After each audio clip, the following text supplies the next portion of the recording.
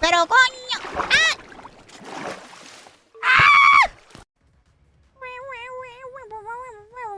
Someone sent the history of Cloak and Dagger?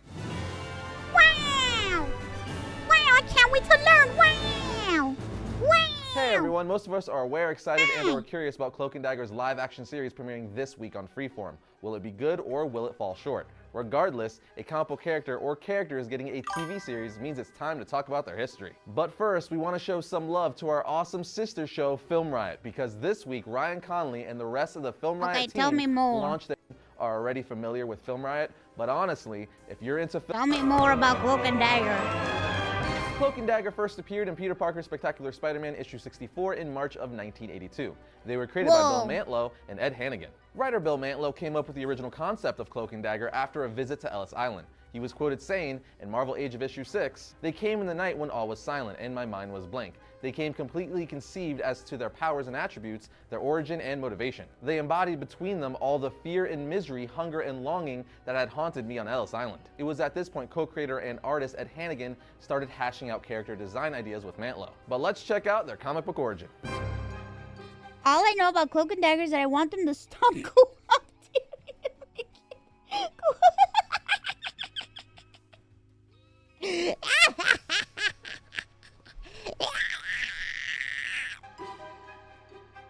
We get their complete origins in issue 4 of their first solo series. So let's start with Dagger, aka Tandy Bowen, because ladies first after all. Tandy is the daughter of a rich supermodel who could care less about her daughter as she's way too wrapped up with her social life and career. Since her mom couldn't care less about her, you might be thinking, well, at least she has her dad. Nope, her dad abandoned her and her mother when Tandy was very young. Tandy's boyfriend, Rob, even forgot all about her when he went to college. So saying she had abandonment issues is an understatement. Being alone, she decided to head to New York and pursue her dream of becoming a dancer. Now that's Dagger's backstory, but now let's check out Cloak's, aka Tyrone Johnson's, then see how they met and got their powers. Tyrone had a very different life, but still not great. Unlike Tandy, who came from wealth, Tyrone was from the ghetto in South Boston. He also had a speech impediment or stuttering problem.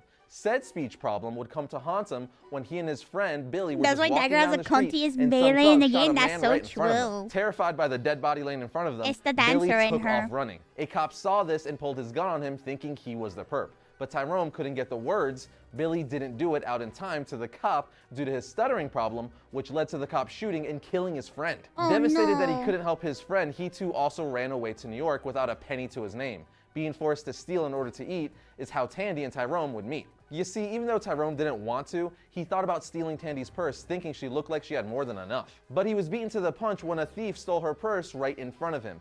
Ty decided to take down the thief and return the purse back to Tandy. She was extremely grateful and bought Ty a burger as well as gave him some cash for a hotel. The two hit it off, and when they left the restaurant, they were tricked by a chemist named Simon Marshall, who lured them and other homeless people to his lab with promises of food and shelter. Instead of giving shelter and food, he used them as test subjects for his new drug, D-Light, which had previously killed everyone injected with it. Marshall then injected the two of them with said drug, which was a heroin-like substitute. And unlike past subjects, they survived. And as a side effect, they were granted superpowers. The two were then able to escape and use their newfound powers to become the superhero duo of Cloak and Dagger. I'll get to what their powers and abilities are shortly. What the? So they were drugged and given fake heroin? What the fuck? But first, let's talk about story arcs. They got super heroin. Cloak and Dagger's first story was in Peter Parker the Spectacular Spider-Man issue 64, as that was their first appearance. It's in this book we're introduced to the duo as vigilantes who are hunting down Simon Marshall, the man responsible for their powers, along with his drug-dealing henchmen. They find Marshall and his men and end up throwing him out of a 5-story building. Spider-Man, shocked by this, says, "We're 5 stories up. There's no way anyone could have survived a fall from that height." To which Cloak says, "They sought the light. I let them find it. What you..." So they just killed 5 guys? Holy shit! What the fuck? Call justice has been done, Spider-Man, yet no one likes to tell the tale. And Dagger says, "Except you." Spider-Man then replies, "So what happens now?" Cloak finally replies, "Nothing. Our work is over for now." Basically, we learned that Cloak and Dagger's mission is to stop all who deal drugs. That whole line where she's like, "I don't harm people, I heal people." Girl, you threw 5 guys off of a fucking building!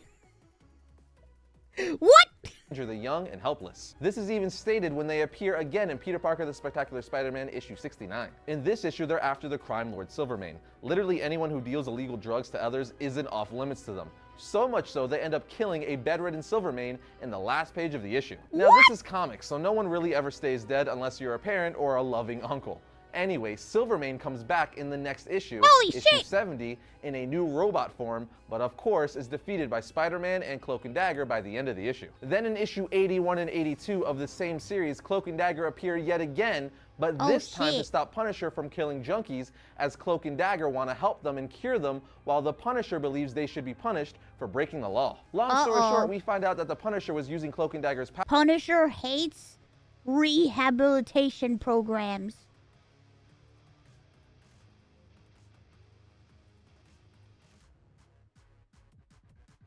Punisher don't like that. Guys, put that blunt away. Punisher is gonna come and get you. Powers to get through Kingpin's defenses, so he could kill him. Cloak and Dagger want to kill Kingpin as well, but are unable to after Kingpin got away due to the Punisher failing in his. Wait a minute, hold on. Isn't that a little extreme? Is that not a little extreme? He's gonna kill people that do drugs. What the fuck? What?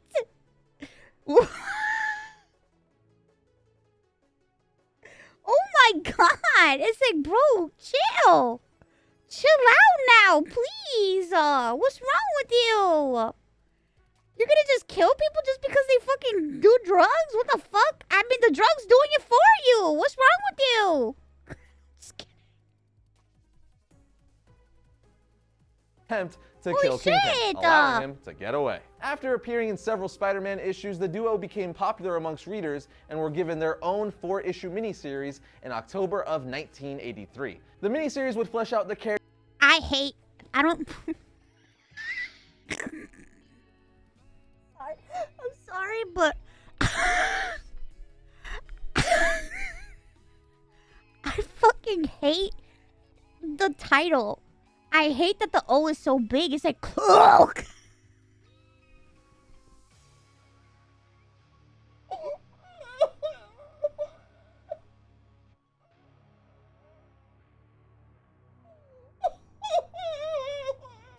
I hate that the O is so big. Ew, I hate it. It just looks so ugly. Why would they do that?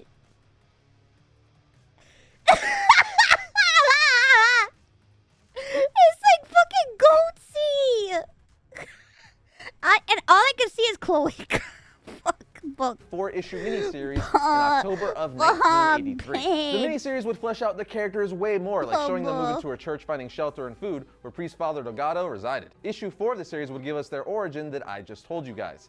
Essentially, this series dealt with their role in the city and stopping crime. They were questioning whether they were out for vengeance or justice, and what lines they should or shouldn't cross morally. It's incredibly interesting to see the internal conflict of if and how they're approaching stopping crime is right or wrong. And obviously, as their power set shows, Cloak is more drawn to the dark, as Dagger is more drawn to the light. Seeing them struggle with that and having to work together is awesome. The success of this title led to them getting an ongoing bi-monthly title in 1985. I hate it! On police corruption and Cloak and Dagger's quest to end the drug trade completely, as well Punisher as ranges from crime fighter, but he vigilantism. kills people to complete psychotic break depending on the story and the author. Oh my god. There was even a story when he had a complete mental breakdown and started trying to shoot jaywalkers. What?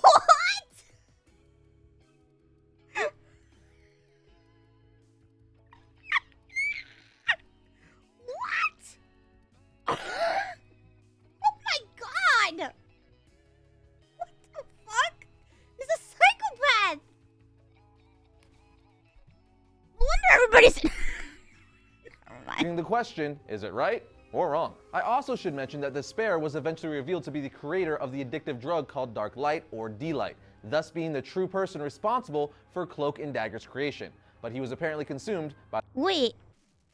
That Despair was eventually revealed to be the creator of the addictive drug called Dark Light or D-Light, thus being the true person responsible for Cloak and Dagger's creation. But he was apparently consumed by the dark form. Skipping some stuff here and there, we have the Dark Reign / Dark X-Men Utopia storyline.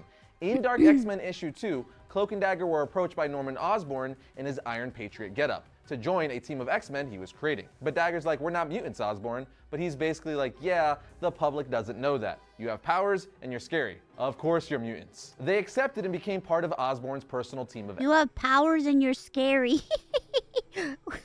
X-Men. They would be joined by veterans like Emma Frost, Namor, and Angel. Cloak and Dagger worked very well with the rest of the team, and they helped keep the peace in San Francisco. But siding with Osborn just didn't sit well with Dagger, and she wanted to ditch the team. But Cloak stopped her, saying that they can't keep running away from everything forever. So they stuck around, despite witnessing some of the more disagreeable practices of Osborn's team. But sticking it out turned out to be for the best, because when Emma Frost and Namor betrayed Osborn, as it was revealed they were working with the Hammer Director as part of a ploy by Cyclops, both Cloak and Dagger were invited to join the real X-Men. Tandy and Ty accepted this more readily than they accepted Osborn's entreaties, and thus the two Runaways were finally part of a team. But of course that didn't last forever, and they eventually went off on their own once again. Oh, never Then during mind. the Spider Island story, we found out that Cloak and Dagger were captured by Mr. Negative, and by using his negative powers, turned them into his henchmen. While under his influence, Cloak and Dagger were tasked with bringing down Spider-Man.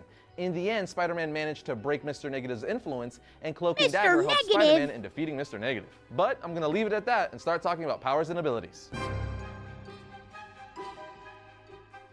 Let's start with Cloak. He can manipulate Dark Force energy and access the dimension from which it originates. What is Dark Force energy, you ask? It's basically dark matter, either in gas, liquid, or solid form. What the fuck? It can make little men come out of him? Uh-oh. Its cold, draining, and prolonged exposure can cause someone to go insane, turn them evil, and even kill. But because Cloak is able to manipulate the Dark Force, he can hide in shadows, become intangible, pull people into the Dark Force. Comic books are insane. Basically anything that could happen has and will happen. Even really bad, gross stuff. They just retcon as they go and reboot the canon when it gets too messy. Or just make another universe. True. Shadows, become intangible, pull people into the Dark Force dimension by opening a portal within his cloak, or teleport himself and others by opening a portal into, then out of, the Dark Force dimension. Essentially, like an interdimensional shortcut. And let's not forget, he can create a localized field of impenetrable darkness and create solid tendrils of darkness. He's so powerful, he once managed to temporarily trap Thanos in his cloak. The downside to his power is that Cloak feels a constant hunger for light.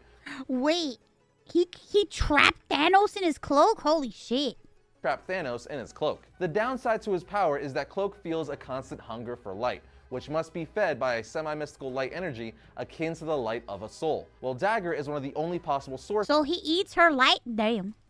of this energy, so she has to regularly feed Cloak with her light bolts. Speaking of Dagger, she has the ability to create psionic light daggers that she can throw wherever she wills them. Her daggers also drain living beings of their life force when struck, so they're no joke. Her light daggers can also cure certain people of drug addictions, as well as alleviate Cloak's hunger for the light, as I just mentioned, which is one of the many reasons they make such a good team. The downside to her powers is that as she goes more than a week or so without using them, she will become fevered and delirious, and eventually discharge her energy involuntarily. But now let's talk some reading recommendations. Oh shit, so she has to use her powers continuously, if not, she gets sick.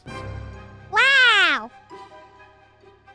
Read Peter Parker Spectacular Spider-Man issue 64, Cloak and Dagger Shadows of Light, Cloak and Dagger Runaways She and gets Reversals, blue balls, more Cloak and like Dagger white Lost balls. and Found, and Spider-Man Island Cloak and Dagger. That should be enough to get you guys started. Wow, thanks. First up for Wednesday, June 6th, we have the Man of Steel issue. Okay, that's enough. Wow. She gets white balls. I learned so much. Thank you. Dun dun dun dun dun dun dun dun dun dun dun dun dun dun dun dun dun dun dun dun.